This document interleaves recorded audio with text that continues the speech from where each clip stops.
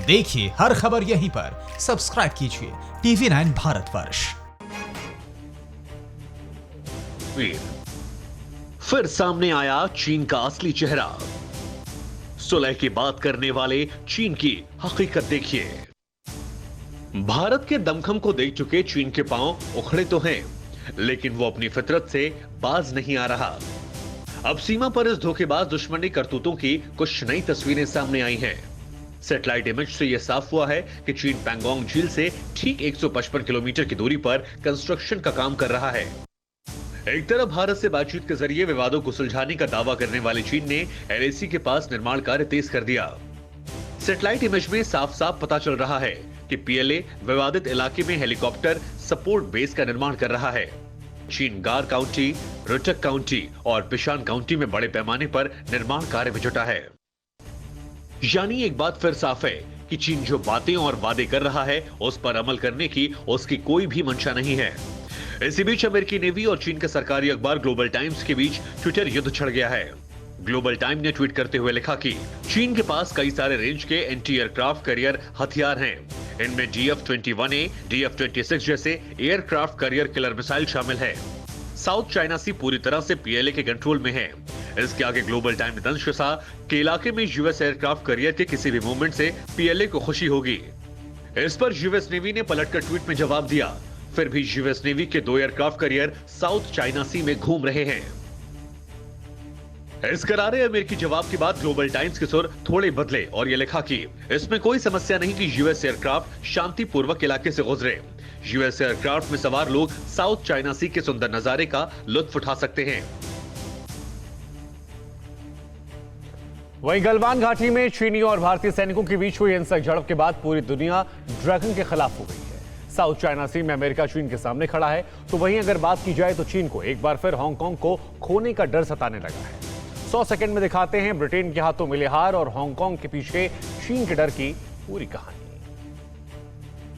साल 1842 का वो दिन जब ब्रिटेन के हाथों चीन की जबरदस्त पिटाई हुई। 1839 से चल रहे युद्ध में चीन को ब्रिटेन के हाथों हार का सामना करना पड़ा और उसे हांगकांग और दक्षिणी कालून द्वीप को ब्रिटेन के हाथों सौंपना पड़ा। विस्तारवादी नीतियों के चलते चीन इस हार को पचा नहीं सका। साल 1856 खुन्नस खाए चीन और ब्रिटेन के बीच एक बार फिर से साल 1856 से लेकर 1860 तक द्वितीय अफीम युद्ध हुआ, लेकिन इस बार भी चीन ब्रिटेन के हाथों बुरी तरह पिट गया और हांगकांग पर दोबारा कब्जा करने का सपना चकनाचूर हो गया। इस समझौते के तहत चीन ने हांगकांग द्वीप लीज के तौर पर ब्रिटेन को 99 सालों के लिए दिया और समझौता खत्म होने के करीब 57 साल बाद यानी 1997 में ब्रिटेन ने हांगकांग को चीन के हवाले कर दिया।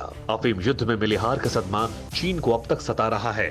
गलवान घाटी में भारत के साथ चल रहे विवाद के बीच जिस तरह से दुनिया ड्रैगन के खिलाफ एकजुट हो रही है, उससे चीन को एक बार फिर हांगकांग खोने का खौफ सताने लगा है। उसे डर है एक और अफीम युद्ध का। इस बात की तस्दीक चीनी अखबार ग्लोबल टाइम्स में छपी ये रिपोर्ट बयां कर रही है। इस रिपोर्ट में लिखा गया है कि ब्रिटिश कंजर्वेटिव पार्टी के राजनेता टोबियास एलवुड ने कहा कि ब्रिटेन को चीन से निपटने के लिए काम करने की जरूरत है। ब्रिटेन चीन के प्रभाव क्षेत्र में अपनी सैन्य उपस्थिति बढ़ाने की कोशिश कर रहा है ताकि इसे अस्थिर किया जाए, लेकिन अब ये चीन 19वीं सदी का नहीं है। गलवान घाटी में भारत से मिली बराबरी की टक्कर से ड्रैगन के होश उड़े हुए हैं। उसे ये समझ में नहीं आ रहा कि वो दुनिया को अपना मुंह कैसे दिखाए। तो वहीं साउथ चाइना सी पर भी अमेरिका चीन के सामने खड़ा है। दोनों देशों के बीच युद्ध की आशंका इसलिए भी दिख रही क्योंकि पिछले महीने ही ब्रिटेन के प्रधानमंत्री बोरिस जॉनसन ने हांगकांग के 30 लाख लोगों को नागरिकता देने की पेशकश की थी।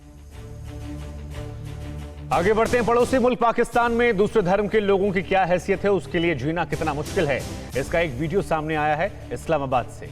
आपको बता दें, इस्लामाबाद में बनने वाले पहले हिंदू मंदिर की नींव तक तोड़ डाली गई है। जरा ये रिपोर्ट देखिए। ये सिर्फ पाकिस्तानी है। ये वो पाकिस्तानी है जिसे उसके मुल्क में अच्छी तालीम नहीं मिली। ये वो पाकिस्तानी है जिसे उसके मुल्क में मजहब के नाम पर नफरत करना और नफरत फैलाना सिखाया गया। तभी तो देखिए आखिर किस तरह वो मंदिर की कंस्ट्रक्शन साइट को तोड़ रहा है।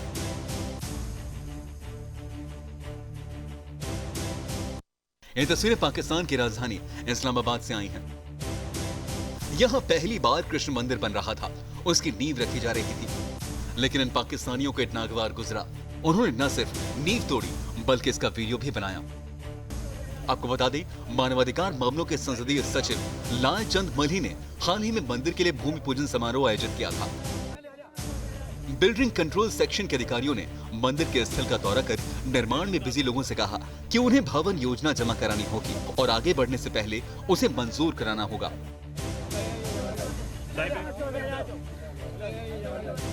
वहीं इस्लामाबाद में बन रहे पहले हिंदू मंदिर के खिलाफ फतवा जारी कर दिया गया था। मंदिर निर्माण रुकवाने के लिए कोर्ट में एक अपील भी दायर की गई थी, जिसके बाद कुछ लोगों ने पहुंचकर मंदिर की नींव तोड़ डाली। इस हरकत से पता चलता है कि आखिर पाकिस्तान में दूसरे धर्मों के साथ किस तरह का बर्ताव किया जाता है।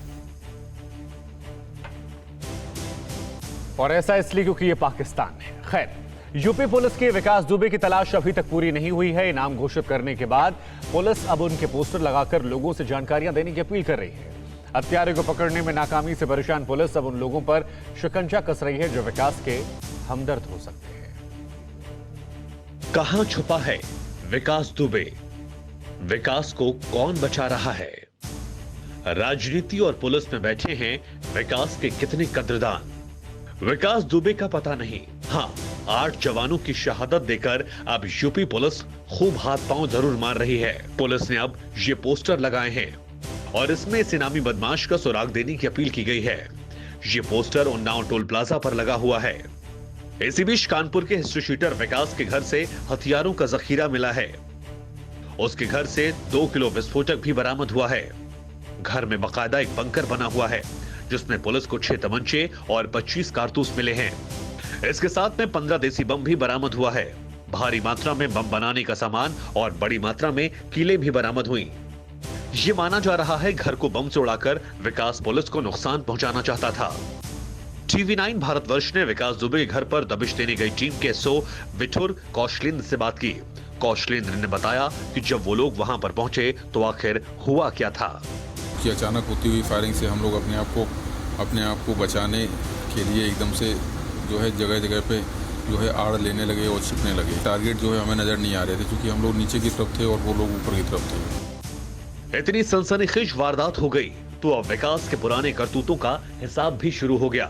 इसी सिलसिले में विक्रूगंज को आरोपी विकास दुबे पर लखनऊ में रंगदारी वसूली और धमकी का मुकदमा दर्ज करवाया गया। इसी बीच विकास की तलाश में पुलिस अभी भी खाक छान रही है। कानपुर क्राइम ब्रांच की टीम ने कानपुर देहात में छापेमारी की। टीम ने विकास से करीबी माने जाने वाले जिला पंचायत सदस्य गुड्डन त्रिवेदी के घर पर भी छानबीन की। अभी आपने विकास दुबे के खिलाफ दबिश देने गई टीम के SO का बयान सुना। अब हम आपको SO का पूरा बयान दिखाएंगे जिसमें कहीं कुछ बातें ऐसी हैं जो आपको हैरान कर सकती हैं और ये बहुत बड़ी खबर है। आपको बता दें, विकास के घर दबिश देने गए SO का सनसनीखेज बयान आया है और ये कहा है कि हमारी टीम एकदम शांत बैठ गई थी। टीम के शांत बैठने से ज्यादा नुकसान हो गया। मैंने गोली लगे 2 साथियों को बचाया। विकास ने बनाई थी हमले की पूरी रणनीति। घटना हुई उस दिन सबसे पहले मुझे SO चौबेपुर द्वारा फ़ोन से सूचना दी गई थी कि एक दबिश में चलना है।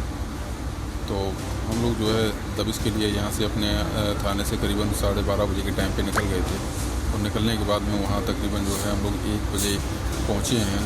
जैसे ही पहुँचे तो पहले तो हम लोगों ने गाड़ियों को अपनी गाड़ियों को जो है वहीं नज़दीक वहाँ से करीबन 150-200 मीटर जो है पार्क कर दिया था। पार्क करने के बाद में वहाँ से हम लोग पैदल गए हैं। जी ही हम लोग पैदल पहुँचे तो रास्ते में उसने एक JCB लगा के रखी थी पहले से। वो JCB लगा कर रखी तो वहाँ से हम लोग जो है एक करके जैसे ही उसके घर के नज़दीक पहुँचे हैं तभी अचानक क्या हुआ, हमारे ऊपर जो है ताबड़तोड़ चारों तरफ से फायरिंग होने लगी। चूँकि अचानक होती हुई फायरिंग से हम लोग अपने आप को बचाने के लिए एकदम से जो है जगह जगह पे जो है आड़ लेने लगे और छिपने लगे। जो ही हम लोगों ने अपने आप को थोड़ा सा सुरक्षित महसूस किया और फिर फायरिंग की, लेकिन क्योंकि टारगेट जो है हमें नज़र नहीं आ रहे थे क्योंकि हम लोग नीचे की तरफ थे और वो लोग ऊपर की तरफ थे। और पहले ही राउंड में जो उन लोगों ने फायरिंग की थी उसमें हम लोगों के मैक्सिमम लोग जो है इंजर्ड हो चुके थे। मेरे साथ जो 2 लोग थे, एक अजय सेंगर, अजय कश्यप, इनको गोली लग जाने के कारण फिर मुझे इन लोगों को निकालने की जिम्मेदारी मुझे ज़्यादा लगी। तो मैंने इन लोगों को निकालने का प्रयास किया और अल्टीमेटली मैं अपने प्रयास में सक्सेस हुआ। लेकिन हमारी टीम जो है वो एकदम शांत बैठ गई थी। कैजुअलिटी का सबसे कारण एक ये भी रहा कि वहाँ पे हम लोग टारगेट को बिल्कुल देख नहीं पा रहे थे और टारगेट हमको ऊपर से अच्छे से देख पा रहा था। हमारे ज़रा सी मोमेंट पे वो हमारे ऊपर फायर कर दे रहा था, जो कि शायद हमें गोली लग जा रही थी। इसी बीच विकास से जुड़ी एक और बड़ी खबर आ रही है। ऐसा माना जा रहा है कि विकास दुबे नेपाल भाग गया हो या फिर भागने की फिराक में होगा। आपको बता दें बड़ी खबर ये, हमारे सहयोगी मनीष इस खबर पर हमारे जुड़ रहे हैं। बड़ी खबर यही कि नेपाल भाग सकता है। मनीष हमारे साथ जुड़ रहे हैं। मनीष, सवाल यही कि इतना ज्यादा ये मामला हाइप हो चुका है, क्या ऐसे में अगर वो नेपाल भाग जाता है या भागने की फिराक में है तो क्या अपडेट आपके पास, और अगर ऐसा होता है तो ये बड़ी शर्मिंदगी की बात होने वाली है इंटेलिजेंस को लेकर। देखिए बिल्कुल शुभांकर, चूंकि अगर उसका हिस्ट्री उठाकर देखें तो अक्सर वो अपराध करने के बाद नेपाल, बिहार इस तरह की शरण लेता रहा है।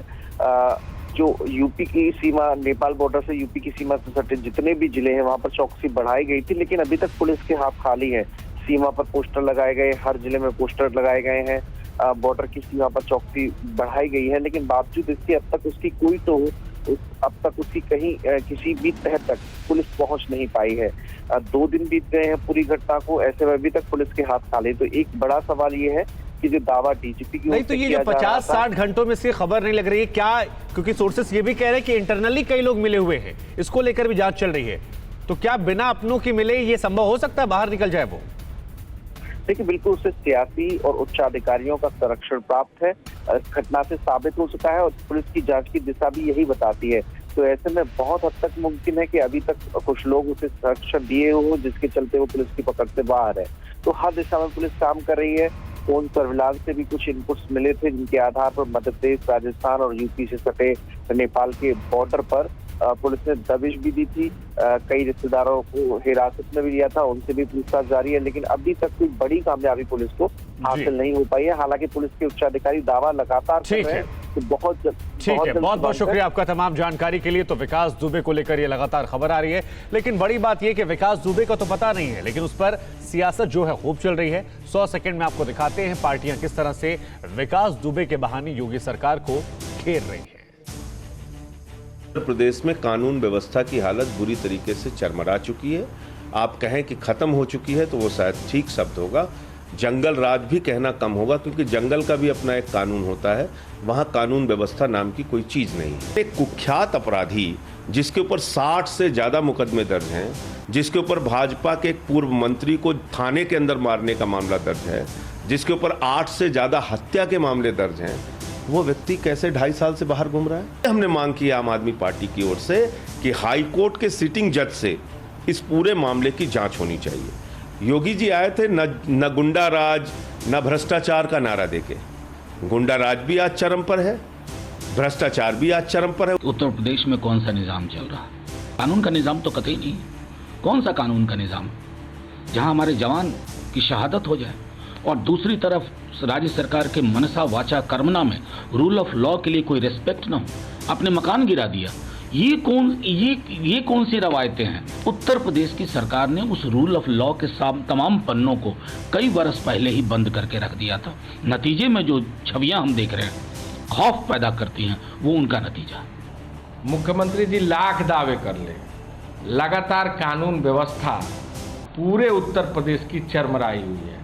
कहीं ना कहीं पिछले तमाम घटनाओं के नाते इतनी बड़ी घटना को अंजाम देने का काम इस अपराधी ने किया। सत्ता के संरक्षण में ये अपराधी बेखौफ है, गुंडा राज है, जंगल राज है। इस सरकार से कानून व्यवस्था संभल पाना अब मुश्किल है। वहीं मानसून के दस्तक देने के साथ ही गुजरात में बारिश आफत बनकर बरस रही है, जिसने देवभूमि द्वारिका में बाढ़ जैसे हालात कर दिए हैं। बारिश का पानी घरों में घुस रहा है। 100 सेकंड में दिखाते हैं आपको कि क्या हाल है जब द्वारिका में आफत वाली बारिश हुई। देवभूमि पर आसमानी आफत, सड़कों पर समंदर जैसा सैलाब, जोरदार बारिश के साथ आकाशीय बिजली की गड़गड़ाहट। मॉनसून की पहली बारिश की तस्वीर लोगों को डराने के लिए काफी है। ये तस्वीर गुजरात के द्वारिका की है, जहां लगातार हो रही बारिश से शहर के हालात बिगड़ चुके हैं। यहां आसमानी आफत कहर बनकर लोगों पर टूट पड़ी है। सड़क हो या मकान, घर हो या दुकान, हर तरफ सैलाब ही सैलाब नजर आ रहा है। अब जरा इन तस्वीरों को देखिए। जोरदार बारिश के बीच सोसाइटी के अंदर तक पानी भर चुका है। घर के बाहर खड़ी गाड़ियां पानी में तकरीबन आधा डूब चुकी हैं। अब देवभूमि द्वारका की सड़कों का हाल देखिए। सैलाब से रोड पूरी तरह ढक चुकी है। यहाँ की तस्वीर तो और भी ज्यादा भयावह है। पानी का तेज बहाव किसी उफनती नदी से कम नहीं लग रहा। मानो आसमान से बरसी आफत यहाँ पर सब कुछ दबाने के लिए बेकरार हो। द्वारका में रविवार शाम 6 से लेकर 8 बजे तक हुई मूसलाधार बारिश से कई इलाकों में बिजली और संचार की सेवाएं ठप हो गई। जोरदार बारिश का अंदाजा इन तस्वीरों को देखकर लगाया जा सकता है। देर रात बाद भी घरों के अंदर 1 से 2 फीट तक पानी जमा नजर आ रहा है। बेडरूम में पानी घुस जाने से पलंग डूब चुके हैं। लोग टेबल पर चढ़कर घर से पानी निकलने का इंतजार कर रहे हैं। कई घरों में लोग दाखिल हो चुके पानी को बाहर निकालने के लिए कड़ी मशक्कत करते दिखाई पड़े, लेकिन लगातार हो रही बारिश की वजह से सफलता नहीं मिली।